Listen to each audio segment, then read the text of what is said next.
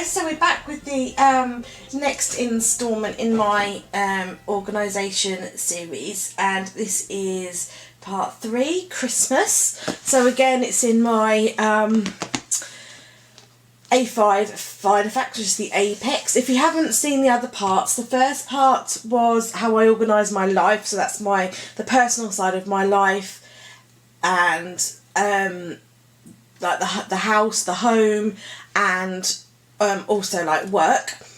And part 2 was a giveaway where I was giving away a Filofax and other accessories. And then we're on to the third part, which is Christmas. So here we go. Try not to make it too long. As with the other parts, as I say, I'm just showing you how I am organising myself ready for Christmas. Yes, I do happen to sell these Filofax inserts, and this isn't a sales video. I'm not expecting you to, I'm not sell at you. I just want to show you how I'm going to organise myself for Christmas, and then I've also made these inserts available to buy, but I'm not making you feel like you've got to buy them. I just want to show you how I've done it and inspire you to kind of get organised, and hopefully give you some ideas on how you could organise yourself, etc. So just wanted to sort of like make that clear. So anyway, as I said in the last video, everything's got a divider, and I've got a Christmas divider. I bought some scrapbook paper a while ago, actually now. I think it was last Christmas. I'm just going to grab the pack so I can show you. It was this Dovecraft Back to Basics Christmas set. There's some nice patterns on there. So I just used some of that paper to cover a divider, and it's double-sided. Now I'm just starting to think about Christmas because it is October, so most of the inserts are blank, because I'm just, going through the process of working out basically what I want to get and what I want to do, etc. But if the structure is all there, ready to go, for me to put all my information in, so hopefully that will give you a good idea, and hopefully you can see. I'm going to tilt the camera back slightly because I'm conscious that you might not be able to see it all that well. So hopefully that's a bit better for you. Yeah, so the first things first is a shopping list, and as and when I think of things, I'm going to write stuff on here. Already I'm thinking that I need some paper chains. We always decorate the house with paper chains, and I like buying the ones that are already patterned, but I might actually use some of that scrapbook paper up. But anyway, it's there already, and I'm just going to start. As and when I think of things that I need to buy, I shall just write them on and then tick them off as I go. And I've got a load of these already printed out and hole punched and sitting on the side in my office, so that as and when I need them, I can just print them out. I don't have to worry about sitting on the computer at a busy time, thinking, oh my god, I've got to print these out. They're all ready to go, so I can just pick up another one. Equally, if I'm done with this, if I'm in a hurry, I can just take this out, go to the shops, and just replace it. I don't have to keep it if I don't want to, so I don't have to make my Filofax huge like for the rest of the year, because not everything will apply next year. Some things will, and I'll go on to that in a bit. So there's that. And likewise, same format, I've got myself a to-do list. There's nothing on there yet because it's a bit too early and I'm still kind of getting my head around everything, but the shopping list and the to-do list, I guess, will start coming into play soon. So I've started a wish list for myself, and because people do ask me what I would like for Christmas, and I need to start having a think, because my Amazon wish list has got quite a few things in it, but not, so I need to kind of start thinking, what do I actually want for Christmas, and being realistic, because my Amazon wish list is huge and I can only ask for so many things. So I'm just starting that up. I know that I'd like some new eyelash curlers and some new makeup brushes, so that's on there already, and I'm just kind of starting to think about what I would like, so that I can then let people know. But on my wish list I've put the item that I'd like, where people can buy it from, and the price, just so that people can, it makes it a bit easier for people. Say for example, my husband, he can just be like, okay, she wants eyelash curlers, I'm going to get them from Boots and they'll cost this much. So he can just kind of do that, and you know, so hopefully that helps people out. So again, these are kind of just all sort of kind of disposable. I could keep them if I wanted to, but no pressure to. So then moving on, this scrapbook paper that I bought, it's not thin like printer paper and it's not cardstock either. It's a thicker weight, 150 GSM, and it was cut plain on one. It was patterned on one side and plain on the other.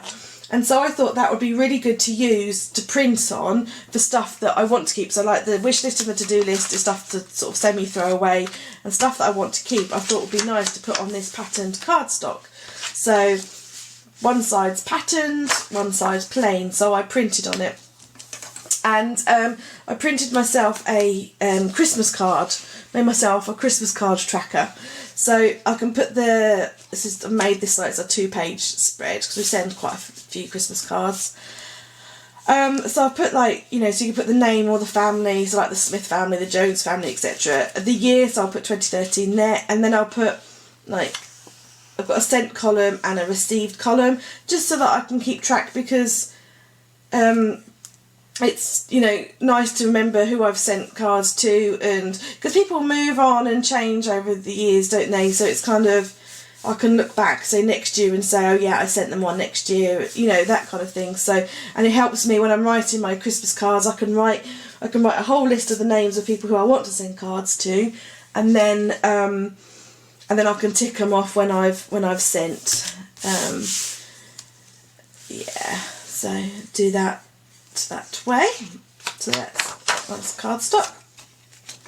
I've also made myself a Christmas present log, and I've made 2 of these. So one is for someone specific. So the person that I buy the most Christmas presents for is my husband, and so this would be his log.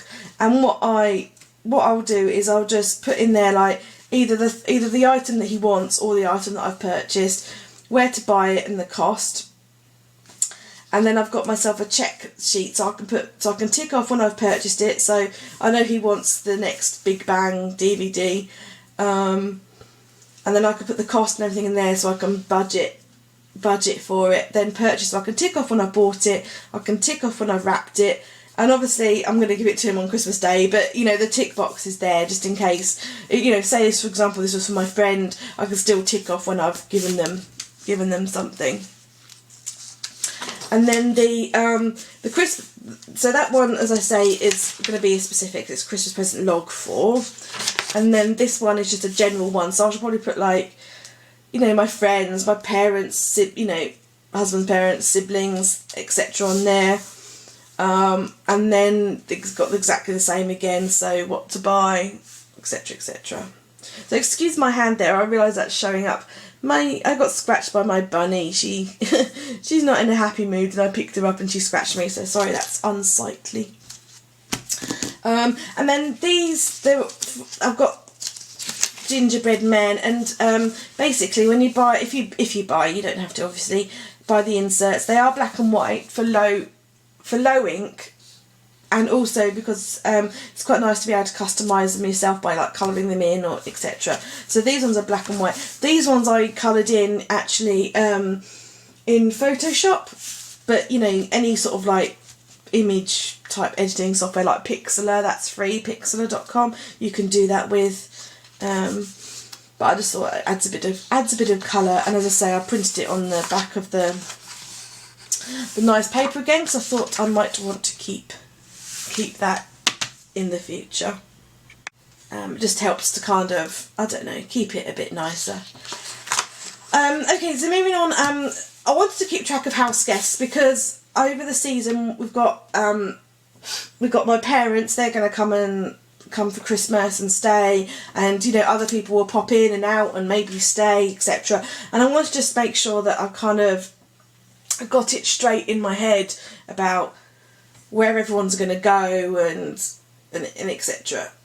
So I've got a column for names of who's staying, their visiting dates and times, because as I say, some people might only be here for a day or longer, and I like to kind of I don't want people, like friends, just to pop in for an hour and, you know, we be in the middle of dinner, or, you know, when people are coming, I want people to feel welcome, and I don't want to be rushed or anything. So if I've got an idea of when they're coming, we can kind of plan things around that. Does that make sense? Does that make me sound like really, really weird? But I just feel like if someone's taken the time to come and see you, then, excuse me, you should, you know, I should sort of make time to spend time with them. And, you know, I think it just helps to organise, like, seating arrangements at dinner and everything like that. So I may be over-organising and maybe overthinking things, but it's just going to help me over what could be a really busy week with people buzzing around and coming and going. So I've got a list for name, who's coming, their visiting dates and times, their sleeping arrangements, so I can sort of make sure, because we've got a couple of spare rooms, so I can make sure that, you know, I know who's sleeping in what room and when. So if our friends come, they've got kids. And dietary requirements, for example, my mother-in-law, she's got quite a few dietary requirements, and it's just so that I remember. I mean, I have a tendency to forget, so I just wanted to make sure that I remember, you know, what people can and can't eat, etc. And then any notes there. And I've put the year there because I just thought it might be useful. Again, I printed that on nice paper because I thought it might be useful to keep track of. So, like, if someone said, "Oh, you know, didn't we come to yours last Christmas?" I can go, "Yeah, you came to us last Christmas." So yeah, and this is there's 3 packs that I've done. I've done the gingerbread, the candy cane, and I've also done some deer as well, which I'll show you coming up next, actually. So yeah, so that's the how I'm going to keep track of guests, etc., that are coming to the house.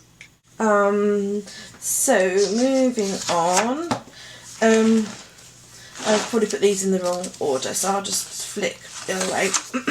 Excuse me. I've got here. I've got a list for Christmas Day. These are the deer that I was talking about. Hopefully you can see them. I'm going to try and zoom in a bit for you. Just bear with me. I'll just try and there you go. Hopefully you can see that. Okay, there's the deer. I'll just zoom back out. Sorry about that. Okay, so yeah, so for Christmas Day, I've just kind of done a bit of an itinerary, because again, we've got people coming for dinner, and then we've also got people coming for tea in the evening. So I've done like a breakfast or a brunch, an approximate time, and then like what we're going to have. So just basically, so not, I'm only saying approximate time because obviously things happen, but it's just so that, you know, we can kind of plan when to ask people to come, etc. So lunch or dinner and time, dinner or tea, and then afternoon tea, snacks or supper there. So just to kind of, as I say, to kind of work out what we're going to eat for the day and work out approximate timings, so that evening guests we can say, oh, come at such and such. And then if I just flick back, I've got Christmas Day, the main event, and then I've sort of broken it down to starters, main course, desserts, liqueur, coffee, and then the vegetarian option. My husband and I, we're both vegetarians, but my mum and dad will come in and they will eat turkey.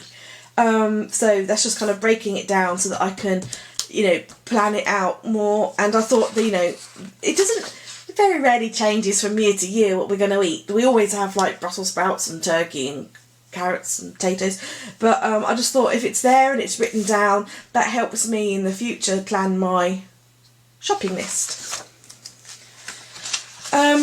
And then last but not least, hopefully I might be very good. Father Christmas might bring me some presents. So I've just done myself a gifts received log, so I can write who it was from, what I received, and then you know, a thank you letter sent tick box. And that's it. So hopefully I'm just trying to whiz through, make, you know, so it doesn't make it a really long video.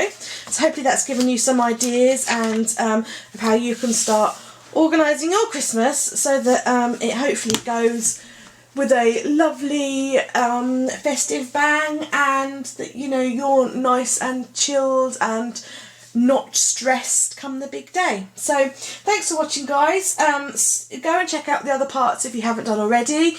and the giveaway particularly, and then look out for the next instalment, which is health, how I organise my health and diet and my lifestyle. So yeah, thanks for watching, bye!